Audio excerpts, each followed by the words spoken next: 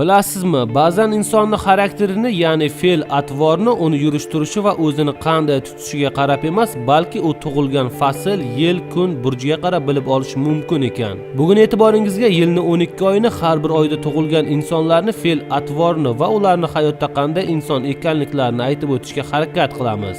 Marhamat, tomosha qiling. Masalan, yanvar oyida tug'ilgan insonlar hayotda anchagina bardoshli insonlardir. Ular har qanday qiyinchiliklarga sabr bilan bardosh berishadi va uni yengib o'tishadi. Yanvar oyida tug'ilgan insonlarning ichki dunyolari juda chiroyli bo'lib, ular ko'pincha orzu qilishdan umuman charchashmaydi. Bu insonlarning ko'rinishi qanchalik jiddiy bo'lmasin, lekin ular ich-ichidan muloyim va rahmdil insonlardir. Ular hayotda ko'pincha do'stlariga sodiq inson bo'lishadi va doimo yangi do'stlar orttirishga harakat qilishadi. Yanvar oyida tug'ilgan insonlarni sindirish va xafa qilish juda oson, lekin bu insonlar tezda oyoqqa turib, unga qilingan barcha yomonliklarni unutib yuborishadi. Yodingizdan chiqarmang. Yanvar oyida tug'ilgan insonlar bir ishni boshlashsa, ular doimo oxirigacha kurashib, o'zlari boshlagan ishni oxiriga yetkazadi. Ularni hech kim bu yo'ldan qaytara olmaydi, chunki ular ruhan erkin insonlardir. Fevral oyida tug'ilgan insonlar tez fikrlovchi va tezda qaror chiqaruvchi realist insonlardir. Ular haqida qiziqarli bir fakt bor. Ular do'stlarining soniga qarab emas, sifatiga qarab tanlashadi. O'sha uchun ularning do'stlari hayotda unchalik ko'p emas. Fevral oyida tug'ilganlarning ko'pchiligi ko'rinishidan badjahl va qo'rs odamlardek ko'rinsa-da, lekin ularning ichki dunyosida haqiqiy romantiklar yashaydi. O'sha uchun bu insonlarga birdaniga baho berishga shoshilmang. Zero ular hayotda juda aqlli va yetti o'lcha bir kesadigan insonlar. Ularni yana bir nechta yaxshi xislatlarni gapirib o'tadigan bo'lsak, ular orasida chiroyli va xushbichim, xushmuomalali va sadoqatli insonlarni uchratishingiz mumkin. Mart oyida tug'ilgan insonlar ko'p gapirishni va hammani e'tiborda bo'lishni yaxshi ko'rishadi. Ular tanqidga chiday olmaydi va har doim o'z fikrida qoladi. Bu insonlar unchalik mol-dunyo va dabdabali hayotga qiziqmasa-da, lekin doimo boy insonlardek yashashni xush ko'rishadi. Ular doim o'zgalarga yordam beradi. Ba'zan birovlarni deb o'z hayotlarini xavfga qo'yishga ham tayyor turishadi. Agar sizga mart oyida tug'ilgan insonlarni birortasi maslahat bersa, albatta ularning maslahatiga quloq tuting. Zero ular hech qachon o'zgalarga yomonlikni ravo ko'rmaydi.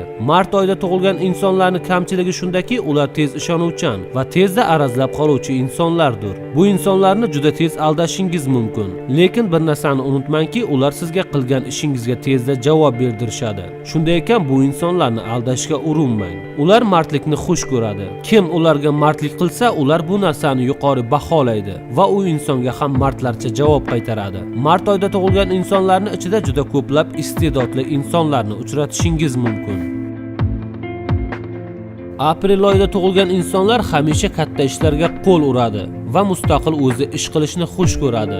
Aprel oyida tug'ilgan insonlar faollik bo'yicha boshqa oylarda tug'ilgan insonlardan biroz ustun turadi. Negaki ular ishni doimo tez va sifatli bajarishadi. Umuman aytganda, bu insonlar anchagina harakatchan bo'lib, ko'pincha o'z maqsadlari yo'lida hech kimni ayab o'tirmaydi. Ular hech qachon ortga nazar tashlamaydi, chunki kechagi kun ular uchun bugun o'tmish degan ma'noni bildiradi. Shunday ekan, ular xotiralar bilan emas, balki bugungi real hayot bilan ham nafas yashashni ma'qul deb biladi. Bu insonlar ko'plab insonlar bilan ishlashni xush ko'radi va ular ichida doim ajralib turishga harakat qiladi. Aprel oyida tug'ilganlarning ko'pchiligi reallikni yoqtiradi. Ular bo'lmagan narsalar bilan boshlarini og'ritib o'tirishmaydi. Ular orasida ko'pincha stomatologlar, sotuvchilar, mexaniklar va sportchilarni uchratish mumkin. May oyida tug'ilgan insonlar o'zlarining mehnatsevarliklari bilan boshqalardan ajralib turishadi. Bu oyda tug'ilganlarning ko'pchiligi musiqa tinglashni va quvnoq davralarda dam olishni yoqtirishadi. May oyida tug'ilganlarning ko'pchiligi hazilkash va sho'x odamlardir. Lekin ularni kulib turgan ko'zlariga ko'p ham ishonavermang. Negaki ular odamning ko'ziga qarab ichidagilarni bilib olish xislatiga egalar. Bu oyda tug'ilganlarga biror ozor yetkazmasangiz, siz u uchun yaxshi inson hisoblanasiz. Agarda dilini xira qilib qo'ysangiz, ular hech qachon bu yomonligingizni unutishmaydi. May oyida tug'ilganlarning ko'pchiligi go'zallik shaydolari bo'lishadi. O'sha uchun ular orasida rassomlarni, musiqachilarni va juda ko'plab kino aktyorlarini uchratishingiz mumkin. Bu insonlardan yaxshigina tijoratchi ham chiqadi. Ular hayotda o'ziga juda ishonuvchan va xotirasi mustahkam, shuning bilan birgalikda juda aqlli insonlardir. Iyun bu inson kim o'zi? Ular nimani xohlashadi va qanday yo'l tutishadi? Siz iyun oyida tug'ilgan inson bilan birgalikda 1000 yil hayot kechirsangiz ham bu inson aslida kim ekanligini tushuna olmaysiz.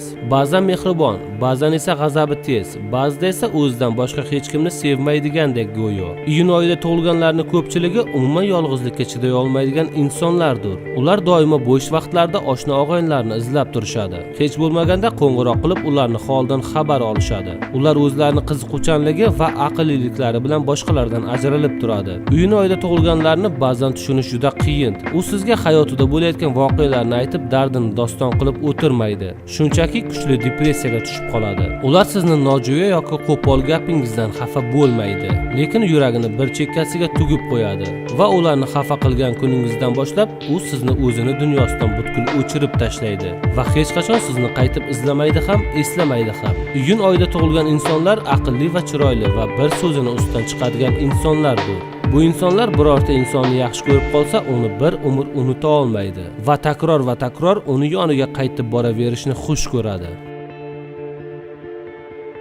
Iyul oyida tug'ilganlarning ko'pchiligi rashkchi insonlardir. Ular ko'proq o'z juftiga sodiq insonlar bo'ladi. Iyul oyida tug'ilgan insonlar bolajon bo'lib, bolalarni juda yaxshi ko'radi. Ulardan juda yaxshi ota-onalar chiqadi. Iyul oyida tug'ilgan insonlarning yaxshi taraflari juda ko'p. Ular ko'pchilik nazarida ideal insonlardir. Umuman aytganda bu insonlardan kamchilik topish qiyin. Bu insonlar ko'ngli nozik insonlar bo'lib, ulardan ko'pincha yaxshigina yozuvchilar chiqishi mumkin. Negaki bu insonlar kichik bir voqeani ham katta bir romanga aylantirib yuborishi mumkin. Iyul oyida tug'ilgan insonlar ham aqli bilan, ham yuragi bilan sevadi. Demak, bu insonlar hayotda o'z juftini topishda kamdan kam xatoga yo'l qo'yadi. Umuman aytganda xushchaqchaq, mehribon, o'ta rashkchi va shu bilan birgalikda aqlli insonlardir. Avgust oyida tug'ilganlarni deyarli hammasi tavakkalchi bo'lishadi. Ular o'zlariga juda ishonishadi. Bu insonlar boshqalarni boshqarishni xush ko'radi. Odamlar oldida o'z fikrini oshkora aytishdan umuman uyalishmaydi. Avgust oyida tug'ilgan insonlar ularga qilingan har qanday yomonlikka yomonlik bilan javob qaytarishadi. Ularda kechirish yoki unutish degan narsalarning o'zi yo'q. Bu insonlar har qanday davrlarda o'zini ko'rsata oladi va har qanday gapni to'g'ridan to'g'ri odamni yuziga ayta oladi. Birovni kamchiligini juda kam izlaydi, lekin o'zini kamchiliklarini doim to'g'rilab borishga harakat qilishadi. Bu insonlar hayotda o'ta ishonuvchan insonlar bo'lib, ko'pincha aldanib qolishadi, lekin shunga qaramay ular hayotda anchagina omadli insonlar hisoblanishadi. Ular boshqalarga qaraganda sevgiga kuchliroq berilishadi, ammo o'zlarini telbalarcha tutishdan tiyiladilar. Avgust oyida tug'ilgan insonlar bir so'zli va qat'iyatli insonlardir. Sentyabr oyida tug'ilganlar hayotga real nazar bilan qarashadi va o'zlariga kerakli bir ishni qilishga urinishadi. Bu insonlardan yaxshigina suhbatdosh va do'st chiqadi, negaki ular gaplariga yolg'on aralashtirmaydi. Ular har doim hayotda tetik va xushchaqchaq insonlardir. Sentyabr oyida tug'ilganlarning ko'pchiligi o'ta xiyonatkor insonlar bo'lib, ular yo'lda uchragan insonni sevib qolishi mumkin. Aynan shu kamchiligi tufayli ular orasida juda ko'plab ajralishlar kelib chiqadi. Umuman aytganda bu insonlar hayotda juda ko'ngli bo'sh insonlar bo'lib, ular o'ta rahmdil hisoblanadi. Bir qarashda qo'y og'zidan cho'p olmaydigan bo'lib ko'rinsa-da, lekin o'z ishini ustasi ular. G'urur borasida ularga teng keladigani yo'q. Ular otdan tushsa ham egardan tushmaydigan insonlardir. Bu insonlar pulni sevuvchi insonlar. Ular pul hayotda yaxshigina rol o'ynashini bilishadi. O'sha uchun ular ko'pincha pul jamg'arishni yoqtirishadi. Oktyabr oyida tug'ilgan insonlarning ko'pchiligi chiroyli va xushbichim bo'ladi. Bu insonlarni bir ko'rishda yoqtirib qolish hech gap emas. Negaki ular doimo toza va ozoda kiyinishni va odamlarga chiroyli gapirishni qoyillatishadi. Shu bilan birgalikda o'zlariga haddan ziyod e'tibor qaratishadi. Bu insonlarning hayotda dushmanlari juda kam bo'ladi. Negaki ular tanigan, bilgan insonlarni o'ziga yaqin tutishga va ular bilan tez-tez suhbatlashib turishga harakat qilishadi. Oktyabr oyida tug'ilgan insonlar ko'pincha sevib qolishsa, sevgisini umuman oshkor etmaydi. Toki bunga ishonchlari komil bo'lmaguncha u insonni kuzatishda va sinashda davom etadilar. Bu insonlar hayotga o'tkir nazar bilan boqadilar. O'sha uchun ular orasida huquqshunos, sudya, sotuvchi va teatrshunoslarni ko'p uchratish mumkin.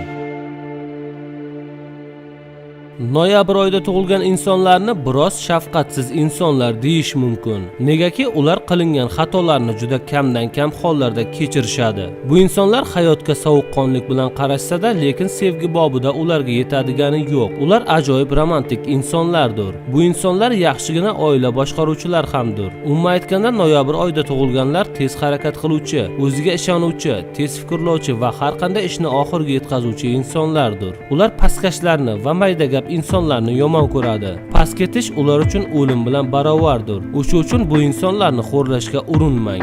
Noyabr oyida tug'ilganlar uyda o'tirishni juda yomon ko'rishadi. Ko'chada sayr qilish ularning jonu dillaridir. Bu insonlar hech qachon o'z sevgan yoriga xiyonat qilishmaydi va sevgilisini ham xiyonat qilishini xohlashmaydi. Shunday ekan, bu insonlarning bu odati anchagina maqtovga loyiqdir. Biroz rashchiligini aytmasak, ulardan ajoyib turmush o'rtoq chiqishi mumkin. Dekabr oyida tug'ilgan insonlar hech qachon odamlarning kamchiligini yashirib o'tirmaydi. Aksincha, ular doim haqiqatni shartta odamning yuziga aytib tashlaydi. Bu insonlar hayotdagi muammolarga juda tez yechim topadi va atrofdagilarning gapiga kamdan kam hollarda quloq tutadi. Dekabr oyida tug'ilgan insonlar tinchlikni va osoyishtalikni xush ko'radi. Bu insonlar bilan suhbatlashish odamga zavq bag'ishlaydi. Negaki ular ko'pincha past ohangda gapirib, odamga xotirjamlik ulashadi. Ular raqobatga sabrli insonlar bo'lib, hayotni teran tushunib yetgan aqlli insonlardir. Ko'pincha ular hamma narsani aql bilan bajarishga harakat qilishadi. Shovqin-suronni unchalik yoqtirishmaydi. Ular do'stlar davrasida doim e'tiborga loyiq va o'z o'rniga ega bo'lgan insonlar bo'lib, ular qo'shilgan davrada xursandchilik va kulgu arimaydi.